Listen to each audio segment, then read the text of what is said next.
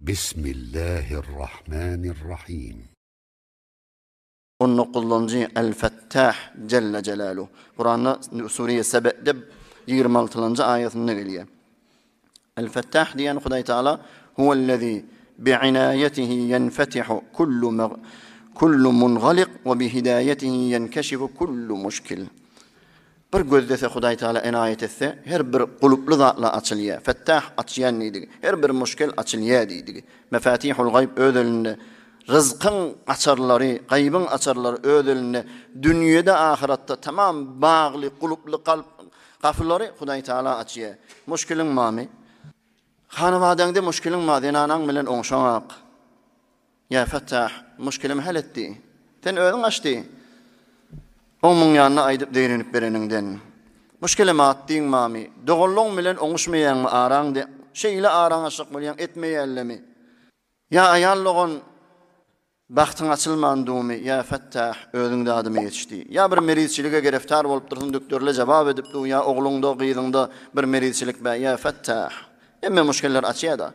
Ma yeftahillahu linnâsi min rahmetin felâ mumsike leha. Hudayi Teala rahmetinden bir qafızın bir bendetine açsa onu bağlap bilecek yoktur diye. Metni Kur'an'cı. وَمَا يُمْسِكْ فَلَا مُرْسِلَ لَهُمْ مِنْ بَعْدِ Huday bağlanan sonra onu hiç kim açıp bilmer. Can sağlığında açar eline, hidayetinde açar eline, rızk ruzinde açar eline. Huday Teala eğer müşkile gereftar edip bombeste yeten vaktin ya fettah ödün kömök etti. Yusuf Aleyhisselam ol kuyan içinden çıkardı. Zınnan oklonni ya fettah deyip dua edinne ne derece etti. Azize Mesir bolli. Ayşe radıyallahu teala anha tuhmeturli. Hatta Peygamberimiz fennidi necre diyenne ya fettah deyip dua edinne. Neçe ayet nazil et. Hazreti Ayşe radıyallahu anh'ın bir günahını ispat etme. Tuhmeturluptur. Şeyle ispat edecek bolyan millet inanmaya. Gece yarına turdu. Ya fettah ödün avrayım sakla ordu. Hudayi Teala rahat. Ya bir müşkil sana bir engi yapıptırla, bir tuhmeti vuruluptırla, ya fettah diye. Necre zindegimi de getirmeli? Ya fettahın bernamesi bilen, fettahın bernamesi bilen yaşamalı. Hudayi Teala'nın bernamesi bilen bolup da müşkile gereftar bolundu, Hudayi Teala'dan dilesen, Peygamberimiz da ki mescide girecek bolunuzda, Allahümme eftahli ebvâbe rahmetik diyeyim. Rahmet kapılan açan orayı var Hudaya. Mescitten çıkanızda, Allahümme inni es'eluke min fadlik. Fadlından men dileyen ey var Hudaya diye İmam Müslim rivayet ettiye. Eğer fettah adı bilen yaşayacak bolsak, milletin arasında hayrın açarı bolaylı, şerrin açarı bolmaylı. Ilmimiz var, kudretimiz var, malımız var, millete hayır getirecek bolaylı.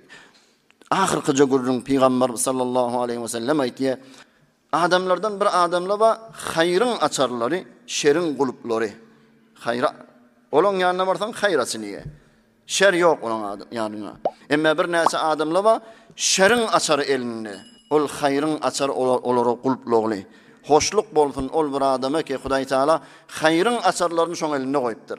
Müşkile gereftar bolup her kim yanına varsa müşkilini hal edip beriyen bolsa, emme şerrin açarları her kimin elinde bolsa yanına baranda ya cani ya mali ya din taraftan diyan çek qaytyan bolsan bedbahtlyk ol adama bolsun dipdir Resul-i Ekrem sallallahu aleyhi ve sellem. İbn Majah rahimehullah rivayet ediyor. Bu adın da hasiyetinden haysa adam erti namaz okuyondan sonra sağ elini qorsağının üstüne koyup da ya fettah ya fettah ya fettah deyip 70 gedek aytsa müşkili bolsa hal bolur yüreği imandan dolu olur deyip evliyalar şeyle tecrübe edipdir.